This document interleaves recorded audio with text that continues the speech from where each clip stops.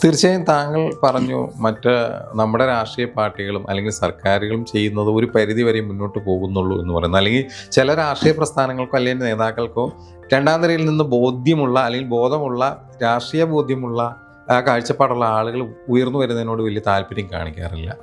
മറ്റ് രാഷ്ട്രീയ പാർട്ടികൾ പോലെ തന്നെയല്ലേ താങ്കളുടെ NCPയും? അങ്ങനെയാണ് ഈ യുവാക്കളെ ഇത്തരം കാര്യങ്ങൾ ഈ പറഞ്ഞ് മനസ്സിലാക്കുന്നതിനോ അല്ലെങ്കിൽ ബോധവൽക്കരിക്കുന്നതിനോ അല്ലെങ്കിൽ അത്തരത്തിൽ ആ ഒരു രാഷ്ട്രീയ വിദ്യാഭ്യാസമുള്ള അല്ലെങ്കിൽ രാഷ്ട്രീയ ബോധമുള്ള രാജ്യത്തിൻ്റെ വികസനം ലക്ഷ്യമാക്കുന്ന ഇന്നത്തെ ജൻസി സമൂഹമൊക്കെ എന്ന് പറയുന്നത് അവർ ഇൻ്റർനെറ്റിലൂടെ മറ്റുള്ള കാര്യങ്ങളിലൂടെയാണ് അവർ ഈ നാട്ടിലെ കാര്യങ്ങളെക്കുറിച്ച് അവർ അറിയുന്നത്, അല്ലെങ്കിൽ അവർക്ക് താല്പര്യമില്ല എങ്കിൽ പോലും അവർ വോട്ട് ചെയ്യാൻ പോലും അവർക്ക് താല്പര്യമില്ല.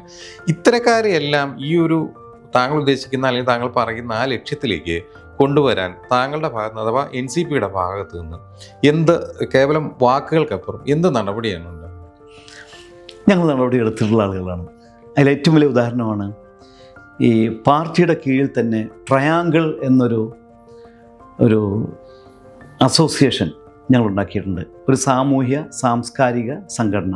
തടസ്സപ്പെടുന്നതിൽ ക്ഷമിക്കണം, നിങ്ങൾ ഈ ഗാന്ധി ജയന്തി ദിനത്തിൽ കറുത്ത ഉടുപ്പൊക്കെ ഇട്ട് കറുത്ത തൊപ്പിയൊക്കെ വെച്ച് നിങ്ങളൊരു പരിപാടി സംസ്ഥാനത്തിൻ്റെ വിവിധ ഭാഗങ്ങൾ ഇങ്ങനെ നടത്തിയായിട്ട് കണ്ടിരുന്നു, അത് ശ്രദ്ധിച്ചിരുന്നു. ആ ഒരു പരിപാടി നിങ്ങളുടെ ഭാഗമായിരുന്നു? അതെ, ട്രയാങ്കിൾ ആയിരുന്നു അത്. ട്രയാങ്കിൾ അത് ശരിക്കും പറഞ്ഞാൽ ചോദിച്ചു നന്നായി. കാരണം എന്താണ്, ഇപ്പം അതിന് പ്രസക്തിയുണ്ട്.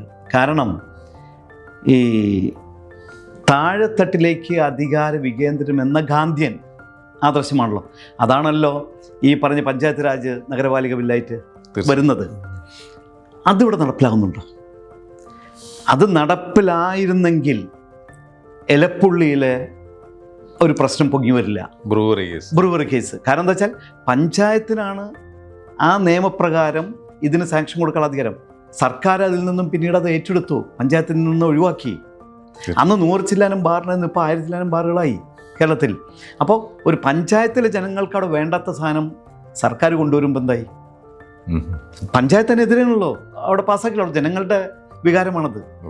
അപ്പോൾ അത്തരത്തിൽ ജനങ്ങളുടെ താഴെത്തട്ടിലേക്കുള്ള വികേന്ദ്രീകരണം പോകണമെന്നുള്ള ഗാന്ധിയൻ ആദർശം അത് നടപ്പിലാകുന്നില്ല എന്നതുകൊണ്ടാണ് അതിന് ജനങ്ങളിലേക്ക് ഒരു മെസ്സേജായി കൊടുക്കുന്നതിന് വേണ്ടിയിട്ടാണ് ഞങ്ങൾ കറുത്ത മുണ്ടും ഒരു കറുത്ത ടീഷർട്ടും ഇട്ടുകൊണ്ട് ട്രയാങ്കിളിൻ്റെ നേതൃത്വത്തിൽ, എന്നാൽ ഗാന്ധിയൻ തൊപ്പി, വെള്ളത്തൊപ്പി ധരിച്ചുകൊണ്ട്, ഗാന്ധിയൻ ആവശ്യം തലയിൽ ഉൾക്കൊണ്ടുകൊണ്ട്, മറ്റത് ഇത് നടപ്പിലാക്കുന്നില്ല എന്നതിന് ജനങ്ങൾക്ക് പ്രതിഷേധമായി എത്തിക്കുന്നതിന് വേണ്ടിയിട്ടാണ് കറുത്ത മുണ്ടും ഇടുന്നത്. മാത്രമല്ല ഇപ്പം ഇലക്ഷന് മുമ്പ് തന്നെ, അതിന് ശേഷം ട്രയാങ്കിൾ കൊടുന്നൊരിതുണ്ട്. ട്രയാങ്കിൾ എന്നുള്ള പേരിൽ തന്നെ കുറേ കാര്യങ്ങളുണ്ട്. ഇപ്പോൾ ട്രയാങ്കിൾ എന്ന് പറയുന്നത് നിങ്ങൾക്കറിയാം, ഒരു ട്രയാങ്കിൾ ഫോം ചെയ്യണമെങ്കിൽ ചില കണ്ടീഷൻസ് ഉണ്ട്. ഈ 3 ആംഗിളും ഒരേ ഇതിൽ വരണം, അല്ലേ? ഒന്ന് 45 ഡിഗ്രി ആണെങ്കിൽ മറ്റും 45 ഡിഗ്രി ആണെങ്കിലേ ട്രയാങ്കിൾ ആവുള്ളൂ. അതിൽ ഒന്ന് 30 ആണെങ്കിൽ മറ്റും 60 ആവണം.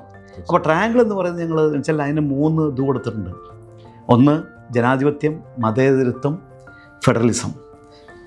ഈ 3 നിലനിന്നാൽ മാത്രമേ ഇന്ത്യ നിലനിൽക്കുള്ളൂ. മതേതരത്തിനെന്ന് ചോദ്യം ചെയ്യപ്പെട്ടു തുടങ്ങി, ഫെഡറലിസത്തെ ഓൾറെഡി ചോദ്യം ചെയ്യപ്പെട്ടു തുടങ്ങി.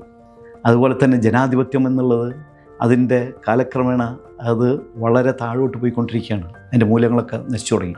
അപ്പോൾ ഈ 3 നിലനിർത്തുന്നതിന് വേണ്ടിയിട്ടാണ് ഞങ്ങളൊരു സോഷ്യോ കൾച്ചറൽ ഓർഗനൈസേഷൻ നടക്കി ട്രയാങ്കിൾ ഫോം ചെയ്തു. ഞങ്ങൾ ഒട്ടനവധി പരിപാടികൾ നടത്തിയിട്ടുണ്ട് ഇതിൻ്റെ ഭാഗമായിട്ട്. അതിൽ ഒന്നാണ് ഇതിന് ശേഷം പഞ്ചായത്ത് തെരഞ്ഞെടുപ്പ് മുൻപ് നിങ്ങൾക്കും ജനപ്രതിനിധി ആകാം എന്ന് പറഞ്ഞുകൊണ്ട് ഞങ്ങൾ 4-5 ജില്ലകളിൽ 6 ജില്ലകളിൽ ഞങ്ങൾ പരിപാടി നടത്തി. അത് ഒട്ടനവധി ആളുകൾ പങ്കെടുത്തു. അതിൽ കൃത്യമായിട്ട് ഇതിനെപ്പറ്റി എന്താണ് ഒരു ജനപ്രതിനിധി തിരഞ്ഞെടുക്കുമ്പോൾ ചെയ്യേണ്ടത്, എന്താണ് ജനായത്തിൽ വരുന്ന ഈ നിയമവ്യവസ്ഥ എങ്ങനെ പ്രവർത്തിക്കണം, എങ്ങനെയൊക്കെ പഞ്ചായത്തിൽ ഡെവലപ്മെൻറ്റ് കൊണ്ട് ഇതിനെപ്പറ്റിയിട്ടുള്ള ക്ലാസ്സുകളായിരുന്നു നടത്തുന്നത്. അതറിഞ്ഞുകൊണ്ട് വേണം ഒരാൾ ഇതിലേക്ക് വരാൻ എന്നുള്ളത്. അത്തരം ആളുകളെ സൃഷ്ടിക്കുന്നതിന് വേണ്ടിയിട്ടുള്ള ഒരു രാഷ്ട്രീയ പാർട്ടി അങ്ങനെ നടത്തിയിട്ടില്ല. ഇലക്ഷന് മുമ്പ് നിങ്ങൾക്കും ജനപ്രതിനിധി ആകാം എന്നുണ്ടെങ്കിൽ ആകുന്ന ആളുടെ ഇവിടെ ഉണ്ടാവുന്ന എന്താ, ഇവിടെ ജയിച്ചു കഴിഞ്ഞാൽ കിലയിലൊരു ട്രെയിനിങ് കൊടുക്കും. അത് ഈ ബഡ്ജറ്റ് പ്രിപ്പറേഷനും അല്ലെങ്കിൽ അവിടുത്തെ മറ്റ് നിയമവശങ്ങളും മാത്രമാണ്. അപ്പം ആളുകളെ ഇതിലേക്ക് കൊണ്ടുവരുന്നതിന് നേരത്തെ വെച്ച് ജെൻസ് എന്നുള്ള അതിലൊക്കെ ഇന്നത്തെ യുവാക്കൾ പിന്നോട്ട് പോകുന്നതിന് ഞങ്ങൾ അവരെ തിരിച്ചു കൊണ്ടുവരുന്നതിനൊരു ഒരു സോങ് തന്നെ ഞങ്ങൾ ഈ ട്രയാങ്കിളിൻ്റെ കീഴിൽ ഞങ്ങൾ ഇറക്കിയിട്ടുണ്ട്. അതായത് ഇത്തരം നിങ്ങൾ ഈ പറയുന്ന അരാഷ്ട്രീയവാദം ഉപേക്ഷിച്ചുകൊണ്ട് ഉണരണം, വരണം, നമുക്കൊന്നിക്കാം എന്ന് പറഞ്ഞിട്ടുള്ളൊരു ഗാനം തന്നെ ഇത് ഇറക്കിയിട്ടുണ്ട്. അപ്പോൾ ഇത് കാരണം അതിൻ്റെ തുടർച്ചയാണോ ഒരു നിങ്ങളുടെ ഒരു റീൽസ് മത്സരം, കണ്ടന്റ് ക്രിയേറ്റേഴ്സ് അവാർഡ് എന്ന് പറഞ്ഞിട്ട് വെച്ചിട്ടുണ്ട്? അതിൽ 10 കാര്യങ്ങളാണ്. ഒരു മാസം സമയം കൊടുത്തുകൊണ്ട് ഡിസംബർ 30-ാം തീയതിയാണ് ഞങ്ങൾ അതിൻ്റെ അത് ഡിക്ലെയർ ചെയ്തിട്ടുള്ളത്. അതിൻ്റെ പ്രൈസ് ഡിസ്ട്രിബ്യൂഷൻ കേരളത്തെ വളർത്തിയെടുക്കുന്നതിന്, കേരളത്തിൽ മാറ്റം കൊണ്ടുവരുന്നതിനുള്ള ആവശ്യമായ 10 ഘടകങ്ങൾ ഞങ്ങളിതുണ്ട്.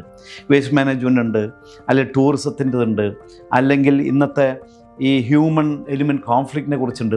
ഇത്തരം 10 സബ്ജക്റ്റുകളിൽ അവർക്ക് അവരുടെ ആശയം വെച്ചുകൊണ്ടുള്ള റീൽസ് ഉണ്ടാക്കിയിട്ട് 1.5 മിനിറ്റ് മാക്സിമം റീൽസ് ഉണ്ടാക്കി അവർക്ക് തന്നെ ഇൻഫ്ലുവൻസേഴ്സിന് അവർക്ക് തന്നെ അത് റിലീസ് ചെയ്യാം. റിലീസിന് ശേഷം അത് ട്രയാങ്കിളുമായിട്ടൊന്ന് ലിങ്ക് ചെയ്യണമെന്ന് മാത്രമേ ഉള്ളൂ. കൊളാബ് ചെയ്യണം. കൊളാബ് ചെയ്ത് കഴിഞ്ഞാൽ ഓട്ടോമാറ്റിക്കലി ഞങ്ങളുടെ വരും. അതിൽ നിന്നും തിരഞ്ഞെടുക്കപ്പെടുന്ന ഏറ്റവും നല്ല കൂടുതൽ ആൾ വായിച്ചിട്ടുള്ള റീൽസിന് 1,00,000 രൂപ സമ്മാനം, സെക്കൻഡിന് 50,000, തേർഡിന് 25,000, പിന്നെ ഈ 10ലും ഏറ്റവും ബെസ്റ്റുള്ള ഓരോ ആളുകൾക്കും ഒരു 5,000 വെച്ചിട്ടുള്ള ഒരിതും ഞങ്ങൾ പ്രഖ്യാപിച്ചിട്ടുണ്ട്. കാരണം യുവാക്കളെ ഇത്തരത്തിൽ വ്യത്യസ്തമായി നമ്മുടെ മുഖ്യധാര ഇതിലേക്ക് കൊണ്ടുവരണം. അവർ അരാഷ്ട്രീയവാദം കൊണ്ട് എല്ലാവരും കള്ളന്മാരാണ്, എല്ലാവരും തെറ്റുകാരാണെന്ന് പറഞ്ഞിട്ട് മാറി നിൽക്കലല്ല വേണ്ടത്. രാഷ്ട്രീയത്തിൻ്റെ ഭാഗമാകണം. രാഷ്ട്ര നിർമ്മാണത്തിന് തീർച്ചയായും രാഷ്ട്രീയ പാർട്ടികൾക്ക് കടമകളുണ്ട്. അതിലേക്ക് കഴിവുള്ള നല്ല യുവാക്കൾ കയറി വരണമെന്നുള്ളതുകൊണ്ടാണ് ആ രാഷ്ട്രീയമാണ് ഞങ്ങളിവിടെ ചെയ്തുകൊണ്ടിരിക്കുന്നത്. മറ്റുള്ളവരെ പോലെയല്ല. അത്ര ചുരുക്കമുള്ളൂ. ശരിക്കും വളരെ വ്യത്യസ്തമായ, വളരെ എന്താണ് പറയുക, എൻ്റർലി ഡിഫറെൻ്റ് ആയ, കാലഘട്ടത്തിനനുസൃതമായ മാറ്റം എന്നൊക്കെ പറയാവുന്ന, തികച്ചും ആലങ്കാരികമാകുന്നതിനപ്പുറം പ്രായോഗികവൽക്കരിക്കാൻ നിങ്ങൾ നടത്തുന്ന ശ്രമങ്ങളെ വളരെയേറെ അഭിനന്ദിക്കുകയാണ്. അതിൻ്റെ അമരക്കാരെന്ന രീതിയിൽ താങ്കളെ പ്രത്യേകം അപ്രിഷ്യേറ്റ് ചെയ്യുകയാണ്.